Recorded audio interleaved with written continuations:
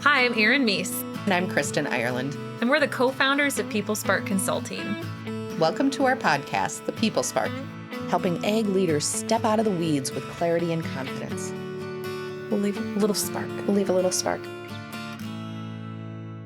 We are excited to have you back today because on our last episode, we started getting further into detail, specifically around how business leaders can set direction and set the course and set priorities for their team members. And where I think that naturally starts to lead to is the feeling of the change, that there's something that is changing that can trigger responses from our teams. And as I think even about some of our favorite topics to speak with groups and to lead workshops on, gets specifically into change and some of the logical responses and the emotional responses to change, and how to really anticipate what information people need at different stages to better be able to meet them where they're at and to minimize some of that resistance. So, Kristen, I would love to see if you can share a little bit more around the things that have really been the game changers for you that have helped improve just change communication overall, because I think there's a lot of gems that we can uncover in here that would be really helpful for really any leader who's setting a direction for their team. Okay, so two things. Am I limited by how many I can share? How many gems can I Nah. have? Okay. No. And then second of all, just a little background. We had a general idea of what the topic was going to be for today, and that Erin was going to ask me a question, but she didn't share the question, and I asked her not to share the question. So now I'm super excited. I was following process this. directions because, yeah. I told her not to tell me. I was like, no, I want to be able to answer right off the cuff. Change communication. What we have found is a hesitancy of people to jump into change or to communicating change, or Mhm. feeling like people need to have everything buttoned up before starting to communicate Yeah. a change. We were working with a client a few years ago and wanted every I dotted, T crossed before we started, down to details, before we started to communicate. And so I'm going to say the downside before the gem. So the downside of that is you end up bombarding people. By the time Mhm. you do share information, it is a ton, fire hose, right, of information. And two, that leaves this huge void from the time that people get a sense that a change is coming until that communication is actually delivered. That time frame is so long that people start filling in the gaps. They fill in that void with their own information, which tends to not be correct. So I would say one gem is starting to communicate earlier and not feeling like you need to have a fully baked plan to start communicating. Even down to, if we're talking about focusing on priorities, a change in strategy, and people's roles are changing, that sense that I need to know what everybody is going to be doing. And when I communicate to them, I need to give them a job description so they know. And it's well intended of, this will be the information that will help them feel better. So that will help them feel comfortable if they get to that level. When in actuality, it's more of a disservice to do that, because it is so focused on that and the amount of information that there's a gap there. Well, So and I think I want to interrupt for a moment there, because you mentioned, right, in that void, people will fill in the information themselves, whether it's correct, whether it's incorrect. And I think the missing opportunity that a lot of business leaders don't see is that the energy that it's taking our team members to fill in the void with whatever story or context clues they're putting together. If you just think about the amount of energy that's being put into there, that could be setting some of that direction and also giving them something to do as part of that change, right? What's the activity, even if it's not completely baked yet? What are the things that I need from people that's going to direct and channel that energy in a way that's far more constructive? yes. for sure. Well, and then I even think about the first question that tends to come up then is, okay, so I don't wait until till it's fully baked. What do I do? What do I share? And so one of the tools that we love, I say that a lot, is the commitment curve, where we talk about what information, you referenced this earlier, what information people need to have to be able to move through a change. And that first few sections, I call it the why, the what, and the how. The commitment curve is more detailed than that. But even starting with the why are we doing this? Why are we adjusting our strategy? Why are we making any changes that we are? And there's so much goodness. I mean, that's just laying the foundation for any changes that are going to come in the future. But why are we making the change? Some of the other questions that, or how we rephrase this, is what is the risk if we don't change? Because when we Right. communicate the change, a lot of times we focus on this is why we're making this change. We don't necessarily talk about what happens if we don't make this change, talking about the benefits of the change. I think one of the other key aspects is letting people know what to expect during this process, being clear of we don't know what this means yet, of how specific roles are going to change. Here is how those decisions will be made. Here is who is involved in the decisions. Here are the things that we're going to consider when we make those decisions. We want to make sure, kind of our guiding principles as we go through this is continue to serve our customers and our members, bottom line. That nothing that we do is with the impact of negatively impacting our customers, or we want to make sure that we're aligning with our values. So even if you're not giving the answer of this is the specific change, it's the here's how we're going to approach it and here's why we're doing it. And that adds so much value to those conversations.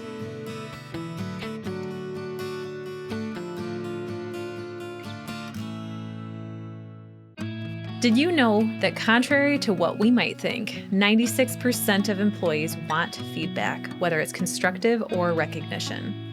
Yet another survey found that only 5% of managers provide critical feedback to employees, even though it's important for their development. What's behind this? Nearly half of managers, 44%, find giving feedback stressful. Nearly a quarter, 21%, avoid giving it altogether. They feel it's uncomfortable, they don't want to demotivate employees, and just aren't sure how to do it. And the repercussions of not giving feedback end up impacting you and your business through lower productivity and profitability, decreased employee engagement, and increased employee turnover. I'm Erin Meese with PeopleSpark Consulting. For the last several years, we've built our business around supporting ag supervisors and managers develop their coaching and feedback skills. Why? Because leaders coaching their teams create more engaged teams. And these more engaged teams create the workplaces that bring more employees into the ag industry. Our leadership transformation program was designed to be straightforward and practical, providing content in digestible chunks, supporting participants through personalized feedback, and providing participants an environment to learn with other ag leaders across the industry. You might only have a couple of managers or supervisors, or you might have an entire team of them. PeopleSpark works with you to find the best solution, whether it's joining an open cohort with other ag leaders or having a customized experience that works across your locations. In order to provide the most customized experience for each of our participants, these cohorts have very limited number of seats available each month. If you're interested in more information around what might work best for you and your team, just click on the link in the show notes below or directly go to developagleaders.com. I think another question that we really gravitate towards too, especially in those why messages, is what isn't changing Oh, in yes. in all of this, right? Because and I've seen this so many times play out um in my career, right? Where we get so fixated on the thing that is changing, whether we want it to be changing or not, but we get so fixated on this that we have a hard time like seeing what else is around us because in most instances, the change itself is not nearly as big as what isn't changing. And Mhm. so it's almost like circle of concern, circle of influence, right? That like the thing that you focus on the most is what grows. And the more we keep putting emphasis on, oh, the change, the one thing that we have to do differently, that's the thing that starts to feel overwhelming to people Mhm. versus here is the change and here's how it fits into the big picture. I that is an excellent. You totally get bonus points for that. Um, Thanks, thanks. and I think about that and how it shows up in so many ways. We were working with a co-op who was going through a merger, and they were talking about, again, focusing so much on the change because when you hear merger, people go, "Whoa," and they focus on what is changing. That we spent a lot of time talking about what isn't changing. You're going to go Mhm. to the same location every day. You're going to work with the same team. You are going to serve our customers in the same way that you have served them before. That when you look at that, especially for those individuals at each location, how that's impacting their day to day, when you put it in that perspective, it's like, oh, okay. And that's not to say that there aren't going to be more changes coming later as a part of it. It is recognizing that consistency, that foundation, that balance for people. Well, and one of the things that we speak to clients about when we're working on change communication specifically is that, especially with those why messages, you're going to be communicating those why messages over and over and over again. And Kristen, I'd love to have you speak a little bit more to kind of how leaders can bring people along, kind of picturing that commitment curve, picturing Hmm. those different stages basically of acceptance and adoption to the Hmm. change. How can leaders be giving the right information at the right time and pull people along with them instead of feeling like, I don't want to tell you a 700th time now? Well, so there's this activity we do, which unfortunately it's a podcast, so we can't visually show this activity now, but the importance of setting up communication and change so that people see where we're going, right? There's the finish line, or there's the point, there's the peak that we're headed to. I was totally channeling a mountain climber thing. There's the peak that we're headed to, bigger picture, and then communicating that such that people see that there's more than one change that's going to come along that journey. We're headed to that same journey. When we create the here is where we're going, here is the peak, here is why, then each change follows up. So, to your point, we repeat that over and over and over and over because whatever that message is in that why we're making this change, my guess is not going to change over the course of a year or two or three, because that is the strategy, the bigger picture of the organization. The smaller changes will continue to Mhm. happen. So, looking at it that way, we've been focusing a lot on why. I want to add that bigger picture. So, the importance of talking, I talk about the why, the what, and the how. And how I translate that is when you're working through change, you have to work through people's hearts, heads, and hands. So, for me, when you talk about the why, is changing people's hearts, that bigger picture. When we talk about the what, so what is changing, what are the specific things that we need to do differently, is changing somebody's head, right? Changing their mindset about that change.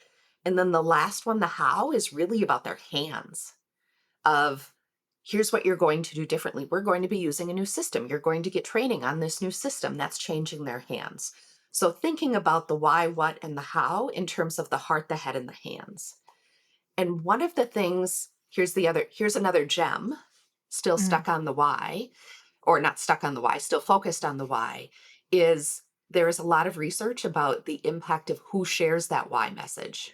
Right. The messenger really does matter. And what the data says. So this data is taken from an organization called ProSci, short for professional science. They focus a lot on change management and a lot of statistics, studies, research around change management. And what they found is about 70 to 75% of employees want to hear those why messages from senior level leaders. So, general managers, CEOs, depending on the size of the organization, vice president, senior leadership team, they want to hear the why messages from those individuals. So, really thinking about as you're starting to communicate these why messages, that those why messages are coming from the senior leaders of the group. And here is what I anticipate is the pushback is either I may have time, I may not have time. That's really difficult. We have multiple locations. How do I do this the best? We have one leader that we worked with who was great. CEO was great about doing videos. So he would Mhm. put together a video that a consistent message could be shared, and then he could talk as he went and talked to different locations, but he was talking about it in a video. The other thing that he did, which was fascinating and did it so well, is as he talked about the bigger picture of the change, he was talking about it in terms of how they do their work of the business. So in this case, it was um, an implement dealer, Mhm. and they were talking about how this change relates to or is similar to how they fix their tractors that they were working on. So he was able to speak about it and give an analogy that was business related. And Right. he did that through every step of the change. So it really was reaching everybody, sharing the bigger picture, the peak of where we're going to go. He was also really good about sharing there is a risk if we don't change. Mhm. And he was good about sharing that messages. And then every step we took, he was able to bring it back to the analogy of here's where we're at in this process as it related to the work that they did every day. Well, and I this piece around the messenger matters is one that I don't wanna underplay. Mm-hmm. And I think, you know, for anyone listening, regardless of your industry, regardless of even your business, if you were to think back to changes that you or your organization have been through, think about who was delivering some of those messages along the way. Because chances are, right, based on that, based on what we see in the research, that chances are where you are seeing that there was like maybe a change didn't go over as well, or there was a lot of resistance to it, were the right messengers delivering the right message at the right time. And I'd be interested, just out of curiosity, that would be a good way to just kind of do some Monday morning quarterbacking of Hmm. previous situations. I also want to think back to as well leaders when they get frustrated that people are not getting on board. They're not getting out of just kind of the spiral of I don't know why we're doing this. This Hmm. doesn't make sense. This is stupid. What can leaders be doing in their communication, in their messaging, if they find themselves, for example, maybe they're already in process of rolling out a change and they're seeing all these roadblocks and obstacles come up? What are some steps that they can take to call that timeout, to gather themselves back up and work through some of that resistance that they're facing? So if somebody is in the midst of it, and I Mhm. will answer, and then Erin, I'm excited to hear your answer in that as well, is to your point earlier, doubling back to the why. Mhm. That sometimes that resistance is people still aren't seeing that bigger picture or that drive to the peak. So as much as it feels like, oh, we've done that already, doing it again, consistently coming back to that is one. Along with the messenger matters. So I talked about those why messages, the heart messages people want to hear from senior leaders. When it gets down to the specifics of the what and the how, here's how your job is changing. Here is what you need to be doing differently. Here is when it gets down to changing heads and hands, those very specifics of here is how your job is going to change. The research shows that people want to hear that from their Mhm. direct manager. Mhm. What we tend to see when there is resistance as we're going through that change is in a lot of cases, the wrong person has been delivering the why message. For example, we're implementing a new safety program, process, policy, whatever it may be. Those messages tend to come from our safety professionals, not necessarily coming from the senior leadership or the CEO. So thinking about it of in those types of changes, this isn't a safety change. This is a business change. This is a business decision. This is a business need. We are making this change for a business purpose. The CEO needs to be involved in that change. Safety is a huge one. Hmm.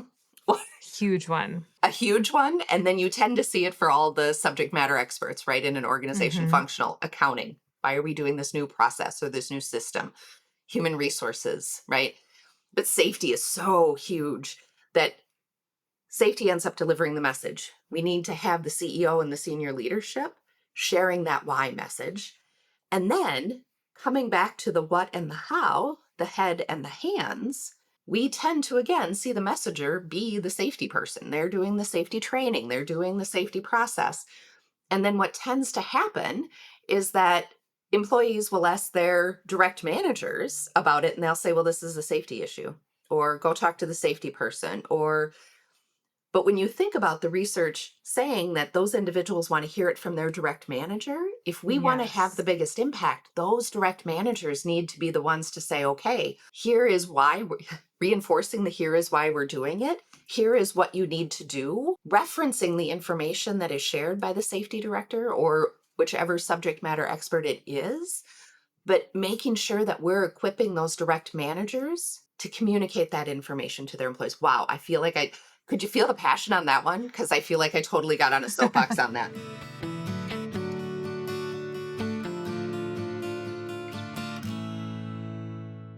What you're saying there, this isn't it, right? I told you that there was going to be some gems in this episode.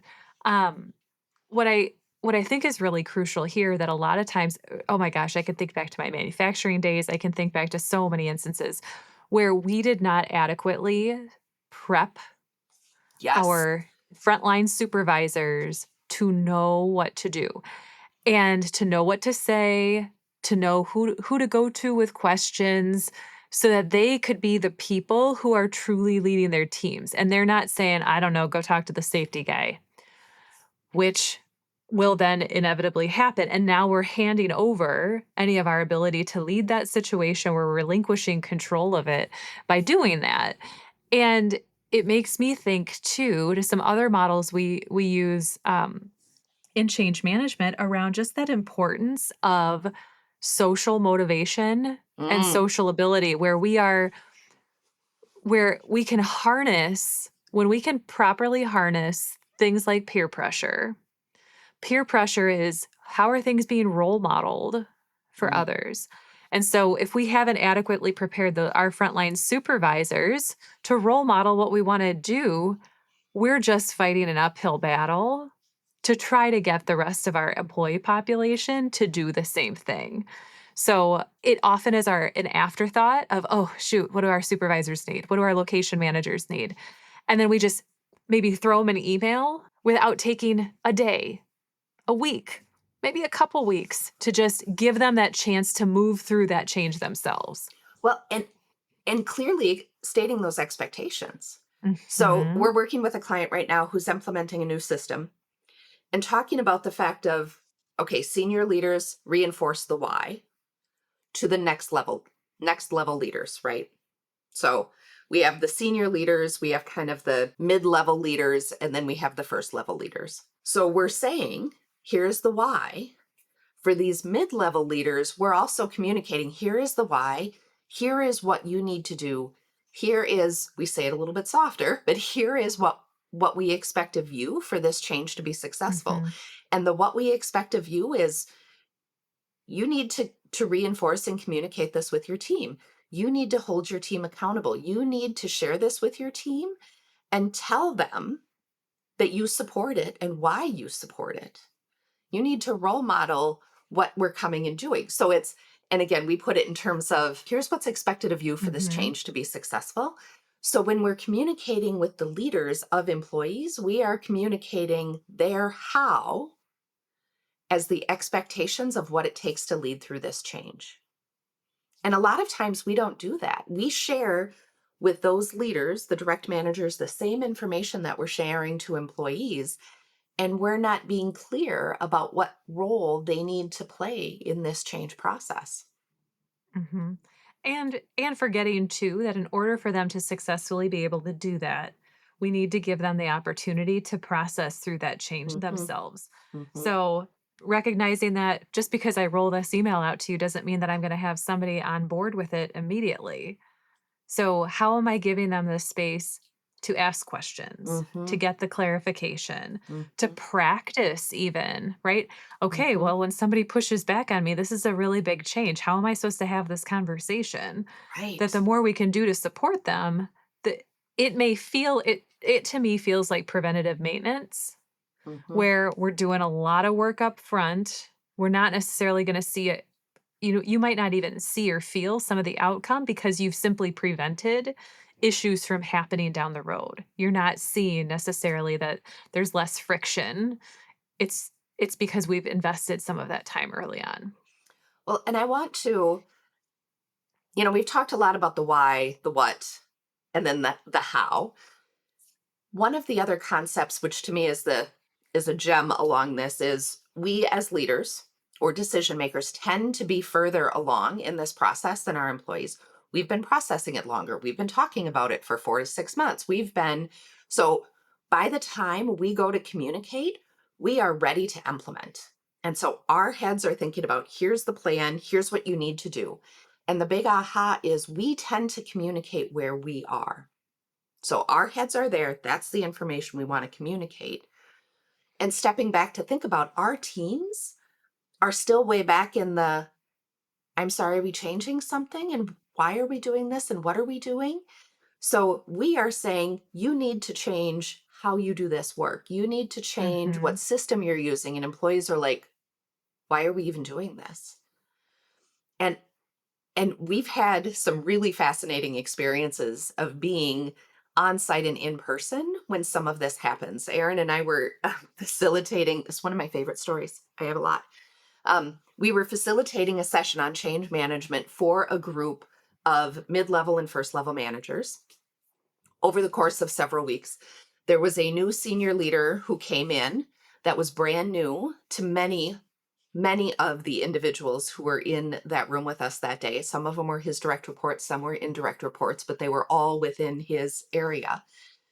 And 2 weeks after he started, he came in and was sharing, we are going to make some changes, and here are the changes that we're going to make. And he was detailing out the specific changes that they need to make. And this, you could physically feel the room shift where it was, I mean, people were starting to disengage. You could see people just start to shut down. And the looks on their faces like, who are you to tell us this? And where are you getting Mhm. this? Why is this even coming up now? And how did you I mean, he lost that entire room, jumping so fast to here's what changes are going to happen without moving through that process. I think that was also telling about how he was as a leader. And when we started to engage with that group a few months later, that leader was no longer in the organization. But I mean, you could physically feel the room shift and the behaviors and the attitude in that room shift because we jumped so fast to the here's what you need to do. So figuring out how we're communicating things as we go. Yeah. Well, and I think that ends up being such an eye opener for just for team members and for leaders in general that, oh, wait a second, even though I've been in on this Mhm. change for the last several months, oh, I mean, my people might know a little bit about what's going on, but they don't have that same level of information. And so, if nothing else, what I like to encourage leaders in understanding that is that let that be the grace that you give to yourself and that you give to your team to go back and feel like you have to say the same thing over and over several times through those Mhm. why and what messages so that you can bring them along with you. It's time well spent. Mhm.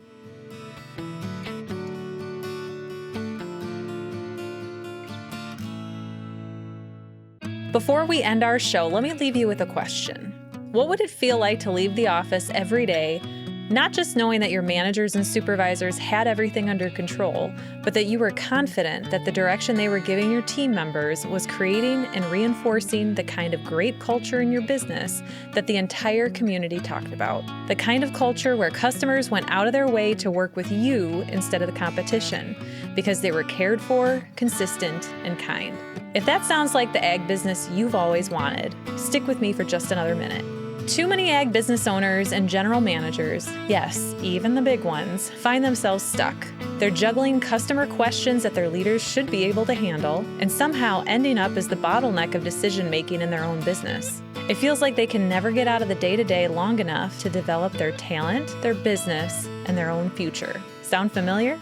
You've worked hard to get where you are, but staying stuck here isn't sustainable. Not only that, it's costing you time, energy, and future growth. The good news? You don't have to figure this out all alone.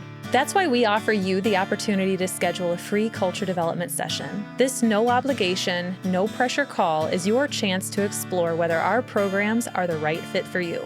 Our programs have helped ag businesses across the U.S. like you to build great work teams and cultures, retain great employees, and develop plans for your business's success, all while freeing up more time for you. When you schedule your free culture development session, here's what you'll get.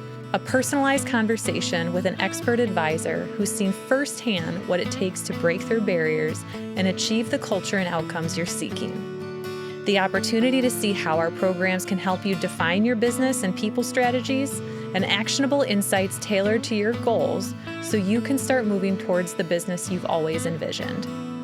If you're ready to stop spinning your wheels and start building the ag business you deserve, here's what to do next. Visit this link in the show notes and book your free culture development session today. Don't wait, the next big breakthrough might be just one conversation away.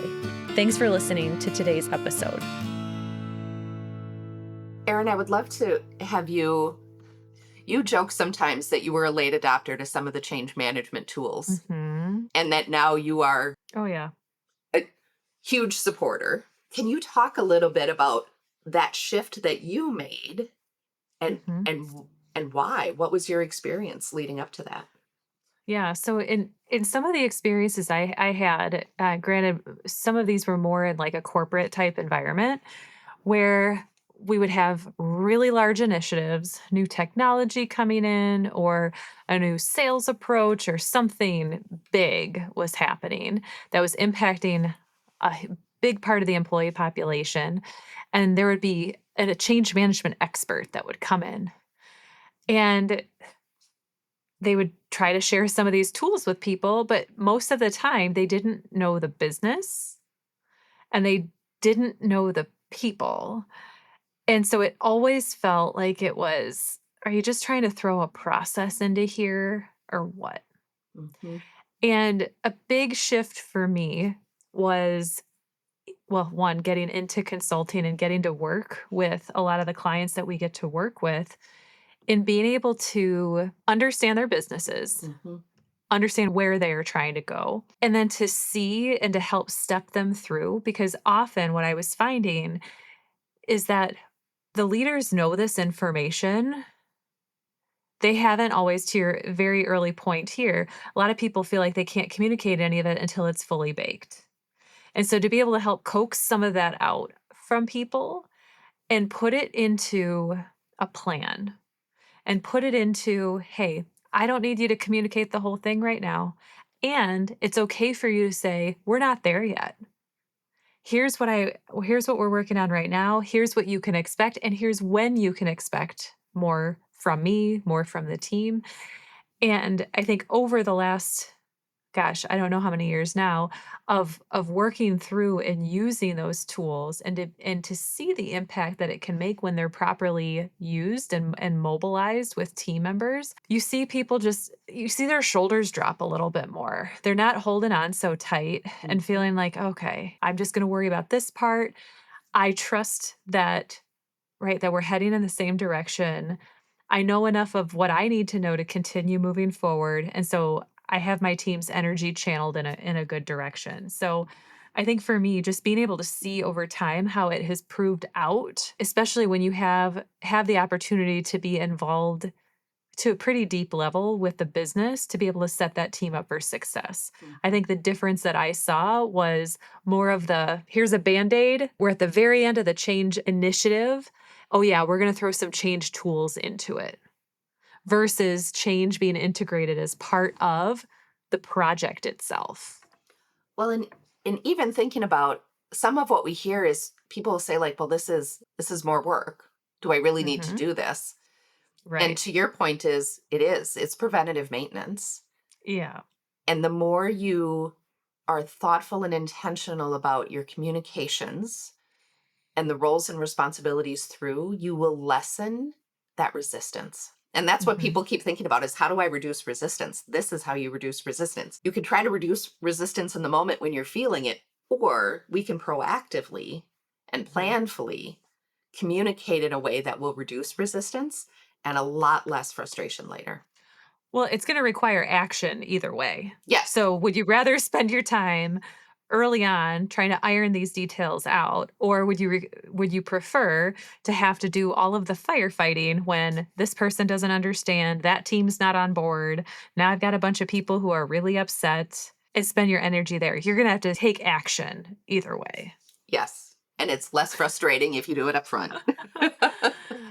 Absolutely. So, Kristen, I'm wondering. Mm. So, as you think about one thing, or I mean, I use the term "one" loosely. I suppose in our podcast. So, if you think about something that one of our listeners can leave this episode thinking about, or even taking action on, what's one thing that they could do that could help minimize some of that resistance? That could help their teams get on board more quickly with change. Well, I have two things. See, One, that's why I said I know, one one loosely. loosely. One is recognize where you are and recognize where your team is. Mm, To create that moment of, oh, they're not where I am. How do I help support them to get to where I'm at? So to me, it's that one, it's that notice. And this is totally going to sound tongue in cheek, and I don't mean it tongue in cheek. Call us because this is the right. I don't mean it in that like this is there are so many good tools and resources, and we can talk about it in concept.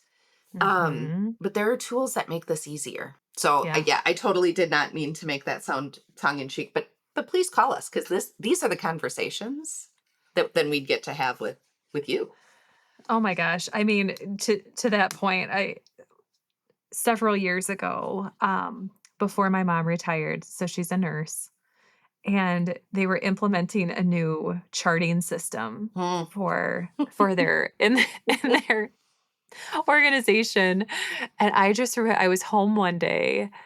And she's talking about it, and she's frustrated, and she doesn't know why they have to do all this stuff, and it's taking so much extra time, and nobody gets it, and she's telling me all of the things that you would normally hear. And at one point, she just kinda stops because 'cause I'm not really saying anything at this point, and I said, "Well, do you want me to give you one of my cards that you could take into your team?" And she just kinda looked at me funny, and I said, "Well, this is some of the work that we do, in our business." And she looked at me and she's like, "You do?" So So see, Aaron's mom didn't know either. Sorry, Pat. so yes, so tongue in cheek and also very serious too. Hmm. So with that, we hope that you found the gems or the Easter eggs that we left through this episode for you. And as always, we welcome your questions, we welcome your comments. If there's topics that you'd love to see us dig in on, information will be in the show notes here below. Thank you.